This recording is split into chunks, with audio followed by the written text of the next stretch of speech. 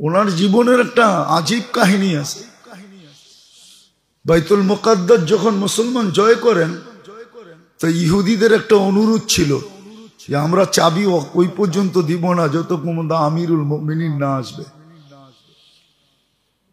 দেশ নিয়ে গেছো নিয়ে যাও, বাইতুল মুকাদ্দাসের চাবি দিব না। কেন আমাদের কিতাবে লেখা আছে যার হাতে চাবি যাবে তার পুরা সবকিছু আমাদের কিতাবে লেখা আছে, আমরা মিলায়া দেখবো এই ব্যক্তি সেই ব্যক্তি কিনা। এর আগে চাবি দিব না, জান দিয়া দিব, চাবি দিব না। তো উনি যখন চিঠি পায়ে রওনা হইলেন আর শামের সীমান্তে ঢুকলেন, শামের সীমান্তের কাছে পৌঁছলেন, তো রাত্র হয়ে গেল। ওইখানেই উনি অবস্থান নিলেন, কিন্তু সারা রাত্র বৃষ্টি ছিল। সকালবেলা পালা ছিল উনি উটের রশি টানবেন, আর ওনার খাদেম বা গোলাম কৃতদাস উটের উপরে চড়বে। এইভাবেই সফর চলতেছিল যে কিছু পথ আমি উপরে থাকবো, তুমি রশি টানবে, কিছু পথ আমি রশি টানবো, তুমি উপরে থাকবে। কর্মচারী দেখা, হায় হায় হায়, কর্মচারী দেখা যে কর্মচারী, কর্মচারী দেখা যে চাকর, এটা ভাবা ঠিক না। এটাও আখলাকের ভিতরে পড়ে, চরিত্র খারাপের ভিতরে পড়ে। কর্মচারী দেখা যে চাকর, এটা বাবা ঠিক না, এটা বাবা ভুল। এই জন্য বহুত মানুষ আছে, আপনাকে আমি চোখে আঙ্গুল দিয়ে দেখাইতে পারবো, যারা এটা ভাবতো ওদের জেনারেশন এখন মানুষের জুতার কাছে বসে থাকে। দেখাবো দুই চারটা, দুই চার না, দুই চার ডজন না, দুই চার শনা, দুই চার হাজার দেখানো যায়। বিশ্বাস হয় না? এক যুগে আমাদের দেশে জমিদারি প্রথা ছিল, জমিদার প্রজাদেরকে চাকর মনে করত। বাংলাদেশের সমস্ত জমিদার ফ্যামিলি খোঁজেন, অধিকাংশ সন্তান দেখবেন মানুষের চামচামি করে, চামচামি চামচ হিসাবে পিচ পিচ ঘুরে। ওইটার কুফল। ওই যে বাপদাদা মানুষকে চাকর ভাবত, যদিও কবর থেকে দেখে, কিন্তু প্রতি উত্তর করার ক্ষমতা নেই। আজকে ওর জেনারেশন চাকর। ও যদি মানুষকে চাকর না ভাবত, এই জন্য আল্লাহ রসুল যাওয়ার সময় চিৎকার দিছেন দুটা জিনিসের কথা বলে, আসসালাহ ওয়া মা মালাকাত আইমানুকুম, তোমাদের অধীনস্থদের খবর নিও। অধীনস্থ আল্লাহ বানাইছে বিদায় ওকে চাকর পাইব না। আজকে আমাদের বিত্তশালীদের স্বভাব এটা, কর্মচারীরা চাকর ভাবে, চাকর, এটা আমার চাকর। চাকরি করে বিদায়, চাকর বাবা ঠিক না। তো যেটা বুঝাইতেছিলাম, সর্বশেষ তারপরে যে রোগ হয় সেটা হলো স্বার্থ। তো ওমর রাদিয়াল্লাহু তাআলা আনহু ঢুকতেছিলেন, তো আবু উবায়দা রাদিয়াল্লাহু তাআলা আনহু মিশর স্বাধীন করছেন, আরে শাম স্বাধীন করছেন উনি। আবু উবায়দা রাদিয়াল্লাহু তাআলা আনহু উনি সেনাপতি ছিলেন, আর ওই যুগে সম্ভ্রান্ত লোকেরা সব শামে বাস করত। এখনো আছে, প্রত্যেক দেশের কিছু এরিয়া আছে যেখানে সম্ভ্রান্ত লোকেরা থাকে। অন্যদের ওইখানে থাকা অ্যাবিলিটিও হয় না, আবার ওনারা পছন্দও করেন না যে অন্য লোক থাকুক। তো সম্ভ্রান্ত লোকেরা থাকে, যেমন গুলশান, বনানী, ধানমন্ডি, বাড়িদালা, মিন্টু রুট, কিছু ফ্ল্যাট আছে, ওইখানে সম্ভ্রান্ত লোকেরা থাকে, অন্য কেউ থাকে না। আপনি ঢুকলে দেখা যাবে পারে না, ল্যাংটা কইরা চেক করবে, আছে না? না নাই, মনে হয় নাই, চিনেন টিনেন না মনে হয়। আমি চিনি, মাঝে মাঝে যাওয়া হয়, দেখি আমারে চেক না করলেও অন্যেরে চেক করে, অন্যেরে চেক করে। আছে কিছু জায়গা এরকম। আমগাত মুরব্বী ছিলেন, দুনিয়ার থেকে চলে গেছে, এক জায়গায় গেছে, কয়েকখানে লুঙ্গি পরা ঢুকা যাবে না। তো উনি লুঙ্গি জুব্বা পড়া ছিল, লুঙ্গি খুলা ফেলাইতেছিলেন, যে লুঙ্গি যখন পরা ঢুকা যায় কেন, তো লুঙ্গি রেখা যাই, আমার তো জুব্বা পড়া আছেই, অসুবিধা কি? হ্যাঁ হ্যাঁ, আপনারা মনে হয় চিনেন না, ঠিক না? আছে, চলেন আমার সাথে দেখা দিব। উত্তরে আছে কিছু খাওয়ার হোটেল আছে, লঙ্গিপুরে ঢোকা যায় না। লঙ্গিপুরা গেলে আপনাকে ঢুকতে দিবে না। লঙ্গিপুরা গেলে আপনাকে ঢুকতে দিবে না। তো ওইখানে এরমই করা উচিত, লঙ্গি খুইলা রেখা যেই তোর কাছে আয়া আবার পরে পড়বো না। কি কন? তো যেটা বুঝাইতেছিলাম, স্বার্থ এটা জীবনের রোগ। বহুত লোক আছে স্বার্থপর, এটাকে আগ্রাস বলে, করস, স্বার্থপর। এটাও জীবনের রোগ। তখন ও দুনিয়ার স্বার্থ দেখে, আখেরাতের স্বার্থ দেখে না। এটাই কোরআনে ইঙ্গিত দিছে। তখন ও অন্ধ হয়ে যায়। তামাল কুলুবুল্লাযী ফিস সুদূর, দিলের ভিতরে যে মনটা আছে ওটা আন্ধা হয়ে যায়, চোখে অন্ধ হয় না। হ্যাঁ, চোখে অন্ধ হবে কালকে। ওমান আরাদা আন যিকরি ফাইন্না লাহু মাঈশাতান দানকা ওয়া নাহশুরুহু ইয়াওমাল কিয়ামাতি আ'মা।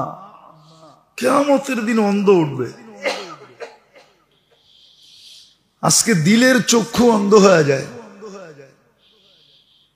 তো এমন কি স্বার্থপর এরকম হওয়া হয় যে দিনটাও দুনিয়ার জন্য করে, দিনটাও দুনিয়ার জন্য করে। মাঝে মাঝে দেখি, রাগ হয়ে যাবেন বলবো, কিছু লোক দেখবেন শুধু জুমার দিন আসে, কিন্তু এরম বাপ চক্কর লয়ে আসে, বইনা ঠইনা কাপড় চোপড় পারফিউম সারফিউম লাগাইয়া আইসা এলাকার সম্ভ্রান্ত লোক এমন ভাবলয়ে আসে, মনে হয় আজকে আল্লাহরে নামে আলাইব, নাইলে আবাদত করে আল্লাহরে চাঙ্গে উঠে দিব। চাং বোঝেন তো? ডাকায়া শব্দ, আপনারা নাও বুঝতে পারেন। আল্লাহরে উপরে উঠে দিব। আবার দেখবেন তসবিহ একটা রাস্তা দিয়া জপতে জপতে আইতেছে। এটা এই জন্য যে ওর স্বার্থ, এটার থেকে রিয়া পয়দা হয়। রিয়া কি? রিয়া বুঝেন? রিয়া পয়দা হয়, ওজব পয়দা হয়, এগুলো সব আরবি শব্দ। সোমা পয়দা হয় আগ্রাস থেকে, গরজওয়ালা, স্বার্থপর যখন। এটাও জীবনের রোগ। এটা মানুষকে ফতুর বানায় দেয়। অথচ হাদিসে আছে, হাদিসে আছে। কালকে রাত্রে আমি পড়তেছিলাম। আপনি বলবেন আপনি আবার পড়ার সময় পান কোন সময়? না পাই, আলহামদুলিল্লাহ। এটা অভ্যাস, না পড়লে ভাল লাগে না। যদিও ওলামা তোলাবা আছে এখানে, এদের পড়ার অভ্যাস নেই। আমাদের পড়ার অভ্যাস আছে, যদিও ঝগড়া ডেলি হয়। ঝগড়া ডেলি হয়। আমি কালকে রাতে 3টায় ঢুকছি বাসায়। কয়টায়? আজকেও কয়টায় ঢুকবো জানি না, কিন্তু তারপরও 1-8 ঘন্টা পড়তে ভাল লাগে, মজা লাগে। কালকে রাত্রেই পড়ছিলাম। আল্লাহর রাসূল গ্যারান্টি দিতেছেন যে মুসলমানের প্রয়োজন মিটাবে ফালাহুল জান্নাহ, তাকে আমি জান্নাতের গ্যারান্টি দিলাম। আপনি ফাইল নিয়ে অফিসে গেছেন, আপনার লিগেল ফাইল, ঠিক না? ও যদি আপনার প্রয়োজনটা মিটাইয়া দিত, এই কথা মনে করে যে আল্লাহ রাসূল জান্নাতের ওয়াদা করছে, তাহলে ও ডেলি জান্নাত কতটি কামাইতো। কিন্তু ও আগ্রাসওয়ালা, কি স্বার্থপর। তো ফাইলের ভিতরে আকাশের যত তারা ওনাদের এত দ্বারা, নামটা বললাম না, ঠিক আছে? আকাশের যত তারা ওনাদের অত দ্বারা। দ্বারা বাইর করে কইব আপনাকে না, রাখেন। স্বার্থপর। অথচ কালকে রাত্রে আমি পড়তেছিলাম, কালকে রাত্রে এখনো বের করে দেখাতে পারি, যাবে আছে ওই কিতাব, মোবাইলে লোড করা আছে, পড়তেছিলাম। যে মুসলমানের প্রয়োজনকে মিটায়া দিবে আল্লাহর জন্য, আল্লাহর রসুল বলছে ফালাহুল জান্নাহ, আমি তার জান্নাতের দায়িত্ব নিলাম।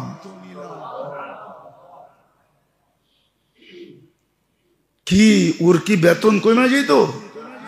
কিন্তু ওই যে স্বার্থপর, জান্নাত যায় যাক, জান্নাত যায়, জান্নাত দিয়ে কি করব? দুনিয়া হওয়া চাই, ঠিক না? দুনিয়া মাঝে মাঝে তো দেখা যায় বাড়ি থুইয়া জঙ্গলে ঘুরে, ঠিক না? এটাও তো দেখা যায় না? দেখা যায় না? কে করছে এটা? বাড়ি থুইয়া হাসপাতালে চিতইয়া আছে, ঠিক না? এটাও তো দেখা যায়। সবকিছু বাদেই দিলাম, কবরস্থানে কেমনে শুয়ে আছে এত সুন্দর বাড়ি থুইয়া। আমার মনে হয় 2-3 দিন আগেই আমি কোথাও গেছিলাম, প্রোগ্রাম তো ডেলি যাওয়া হয় গ্রামগঞ্জে, তো কিছু বাড়িতে যাওয়া হয়, তো ওই ব্যক্তির বাড়ি দেখে আমি ভাবতেছিলাম যে এই ব্যক্তি কবরে থাকবে কি করে? ওর কি একটু মনে পড়বে না যে আমার এত সুন্দর বাড়ি, আমি এখানে আসি কি করে? ভাবা তো উচিত ছিল যে কবরে এই সুন্দর বাড়ি থুইয়া থাকবো কেমনে, কিন্তু থাকতে তো হবে, গড়ালারাই তো রেখে আসবে, ঠিক না? এগুলা হলো জীবনের রোগ, আছে কিনা আগে টেস্ট করেন। শুধু ডাক্তারের কাছে যে বললেন না, অনেক সময় দেখি ডাক্তার বলে আপনার কোনো টেস্টের দরকার নাই, কিন্তু রুগী বলে আরে ডাক্তার সাহেব 2টা লেখা দেন না। জিগান, বিশ্বাস হয় না? আমার অনেক ডাক্তার পরিচিত আছে, মহব্বতের আছে, মাঝে মাঝে যাওয়া হয়, এমনি যাই, অনেকদিন দেখা হয় না, ফোন করলো দেখা হয় না, আমরাও চেম্বার থুয়ে আসতে পারি না, যাওয়ার পথে একটু বসেন দেখা হোক, তো দেখি রুগী বলে, ডাক্তার বলে না না আপনার টেস্টের দরকার নেই। আরে না ডাক্তার সাহেব দেন না 2টা 10টা লেখা, তো ডাক্তার কি করব, অপারগ হয়ে পুরা লেখা দিয়া দেয় A to Z, করা তুই, কিন্তু করার পরে দেখা যায় কোনো রোগ নাই। তো মাঝে মাঝে টেস্ট করেন আপনার এই রোগগুলো আছে কিনা। এটার প্যাথোলজি সেন্টার আছে, আছে, কিন্তু সাইনবোর্ড লাগানো নাই, আপনাকে খুঁজে বের করতে হবে। কেন সাইনবোর্ড ভয়ে লাগায় না, আবার ব্যাটা লড়ায়া যদি ব্যাট চায় তাহলে কি করব? ওই ব্যাটা তো পয়সা নেয় না, আয়া তো ব্যাটালারা ব্যাটও চাইতে পারে, সাইনবোর্ড দেখলেই তো ব্যাটালা আসে, ঠিক না? মনে হয় হুজুরে বোঝে নাই, ব্যবসা নাই তো কোত্থেকে বুঝবো, সাইনবোর্ড দেখলেই ব্যাটালারা আসে। এই জন্য এগুলোর সাইনবোর্ড লাগায় না, ব্যাটালা আসবে, ট্যাক্সালা আসবে, কিন্তু আসে লোক, প্যাথোলজি সেন্টার আছে। আপনার এই জীবনে রোগ আছে কি নাই, এটার প্যাথোলজি সেন্টার আছে, দুনিয়াতে আছে, খুঁজা বাইর করতে হবে, খুঁজা, তখন যে বুঝবেন। এই জন্যই আগে নিয়ম ছিল, এখন নিয়ম নেই। আজকে রাজাকেও যেতে হতো, দেশের রাজা পর্যন্ত যে বয়ে থাকতেন, দেশের রাজা পর্যন্ত যে বয়ে থাকতেন। দেখেন নাইলে কিতাবে কেন লেখা আসলো, মালিক ইবনে মারওয়ানের মতো রাজা। আপনি মালিক ইবনে মারওয়ান রে চিনেন না, ইতিহাস পড়েন না, কোত্থেকে চিনবেন? মুসলমান তো নিজেদের সন্তানকেই চিনে না। কেন আত্মীয়তা, রিলেশনশিপের চর্চা আমাদের ভিতরে নাই, দিন দিন শেষ হয়ে যেতেছে। অনেক আছে এইখানে, খালতো ভাই, চাচতো ভাই, একটু দূরের রিলেশনকে চিনে না। দেখলে চিনবে না, পরিচয় দিলে চিনে, তুমি অমুক, কিন্তু এমনি কোনো পরিচয় নাই, চিনা নাই, আছে হাজারো। সত্য এটা, রিলেশনশিপের ইয়ে নাই আমাদের ভিতরে। তো যেটা বলতেছিলাম, এই জন্য এটা রোগ, আপনার চিকিৎসা নেওয়া উচিত। আগে ছিল মালিক ইবনে মারওয়ান ফজাইল ইবনে ইয়াজ রহমতুল্লাহ জুতা বুকে নিয়ে দাঁড়ায় আছে, অথচ আমিরুল মুমিনিন সময়ের রাজা বাদশাহ, আর বর্তমান বাদশাদের মতো। তো জিজ্ঞাসা করছে জুতা বুকে কেন? বলছে এলেমের কদর করতেছি, তুই বুঝবি না, সরেন থেকে। এলেমের কদর করতেছি, এলেমওয়ালা ফজাইল ইবনে ইয়াজ রহমতুল্লাহ আলাই, ইমামুল হারমাইন, দুই হেরেমের সবচেয়ে বড় আলেম, ওর জুতার কদর করতেছে বুকে রেখা। বাদশারা পর্যন্ত যেতেন, মাসের পর মাস পড়া থাকতেন, বৎসরের পর বৎসর পড়া থাকতেন আল্লাহওয়ালাদের সোহবতে, আলেমদের সোহবতে। এখন পড়া থাকবে কেন? এখন তো আমরা প্রত্যেকেই রাগ হয়ে যাবেন, প্রত্যেকেই নিজেকে হুজুরের থেকে আপডেট মনে করি, ভালো মনে করি। যে খারাপ আছে তো মোল্লাই আছে দুনিয়াতে, আর কেউ খারাপ নেই। মোল্লারাই কি, আর কেউ খারাপ নেই, আমরা সব ভালো। মোল্লারা না থাকলে আমরা ঠিক থাকতাম, ঠিক না? আমি তো মাঝে মাঝে বলি নেটের মাধ্যমে মোল্লা উঠায়া দেওয়া যায়। নেটের মাধ্যমে কম্পিউটারে যায়েন, দুনিয়াটা নিয়ে আসেন, এখন যাওয়া দেয় মোল্লা গুড়ারে বাইসা বাইসা উঠায়া দিয়ে তারপরে টেলিভিশনে কম্পিউটারে দেখেন দুনিয়াটারে কেমন দেখা যায়। মোল্লাগুলা উঠায়া দিতে দেরি, দেখবেন আপনার কম্পিউটারের কালার চেঞ্জ হইতে দেরি করে না। খোদার কসম চেঞ্জ হবে, আপনি করে দেখেন, আপনার কম্পিউটারের কালার চেঞ্জ হয়ে যাবে। কিন্তু আজকে সমাজ ভাবে কি মোল্লাই সব নাটের কি, নাটের গুরু, এডিরে উঠে দিলে আমরা ভালো থাকতাম। তোমরা ভালো থাকতে, তাহলে তোমাদের জন্য রাত্রে কান্ত কে? রাত্রে মুসল্লায় পড়া কে কান্ত? এই কথা বইলা किसी को सोने में मजा, किसी को खाने में, किसी को मजा आता है सोने में, किसी को आता है खाने में, हमें तो मजा आता है तेरे आगे रोने में। তোর জন্য কে কান্ত? কে উঠা বাংলাদেশের পরিবেশকে এই লাল সবুজের পরিধিকে আধ্যাত্মিক সুরক্ষার চাদর দিয়ে কে ডাকতো? মোল্লারাই তো ওইটা রাত্রে ঢাকে। যখন তুমি ঘুমে থাকো, 40,000 হেফজোখানার ছেলেরা রাত্রে ঘুমের থেকে উঠা লাল সবুজের পরিধিকে আধ্যাত্মিক সুরক্ষার চাদর দিয়ে ঢেকা দেয়। আমার তো বিশ্বাস, আমার কথা লেখা রাখেন, আমি মাটি টেস্ট করে বলতেছি, মাটি সয়েল টেস্ট করে, যে বাংলাদেশ নিয়ে খেলবে, এই মাটি আপনি চিনেন না, আমার সয়েল টেস্টে বলতেছি, আমার কোন সংস্থান না, এই দেশ নিয়ে যে খেলবে একদিন আগে বা পরে সে বেইজ্জত হবে, এতে কোনো সন্দেহ নেই। যদি কোনো পরাশক্তিও খেলতে চায় ও বেইজ্জত হবে, এই দেশের মানুষের খেলতে হবে না, এই মাটি খেলবে। আপনি জানেন না এই মাটি কোন মাটি? আপনি আমার মতো ইতিহাস পড়েন না, পড়লে আপনি আমার কথা একমত হইতেন। আমি ইতিহাস পড়া বলতেছি, পড়া, কেননা পড়াই আমার নেশা। আমার বেশি কিছু নেশা নাই। খাওয়া আমার নেশা না, পান আমার নেশা না, পান করা আমার নেশা না। হ্যাঁ, আরেকটা আছে, পান খাওয়া নেশা আর পড়া নেশা, এই দুটা ছাড়া কোনো নেশা নাই। আমি সয়েল টেস্ট করে বলতেছি, এই মাটি নিয়ে কোনো পরা শক্তিও যদি খেলে তো বেইজ্জত হবে। লেখা রাখেন আপনি, আমি নাও থাকতে পারি, আপনি দেখবেন ও বেইজ্জত হবে। আপনি চিনেন না বাংলাদেশের মাটি কোন মাটি? আপনি কোন মাটিতে জন্ম নিয়েছেন এটা আপনি জানেন না।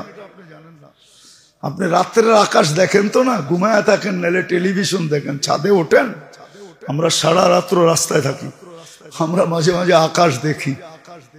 বেশিরভাগ সময় রাত্রে ল্যান্ডিং হয় বাংলাদেশে। বিদেশে যখন যাই তো রাত্রে আসি। প্লেনে তো বৎসরে 200-100 বার চড়া হয়, তো আমরা আকাশ দেখি যে বাংলাদেশের আকাশের কালার কি। এই মাটি বড় খতরনাক মাটি। এই জন্য কেউ যদি খেলতো, ওর বিবেক বুদ্ধি থাকলে ও খেলতো, ঠিক মতো খেলতো। উল্টাপাল্টা খেলতো না। এই মাটি বড় খতরনাক মাটি, মানুষের খেলতে হবে না। তো যেটা বুঝাইতেছিলাম, এটা হলো রোগ, স্বার্থপর হওয়া, এটা হলো জিন্দেগির রোগ। আরো দুই একটা রয়ে গেছে, বাঁচলে আবার শোনাবো না। চিকিৎসা নেন, টেস্ট করেন আপনার ভিতরে আছে কিনা, বৈশা বৈশা ভাবেন, নিজে নিজে ভাবেন, নিজে নিজে চিন্তা করেন যে এই রোগগুলো আমার আছে কিনা। নিজে নিজে ভাবেন। আপনি যদি নিজে নিজে ভাবেন তো আল্লাহ আপনাকে শুধরায়া দিবে, বুঝায়া দিবে, আল্লাহ জানায়া দিবে আছে কিনা, ভিতর থেকে বাইসা উঠবে। আল্লাহ করুক, আল্লাহ আমাদেরকে বুঝার তৌফিক দান করেন। ওমা আলাইনা ইল্লাল বালাগ।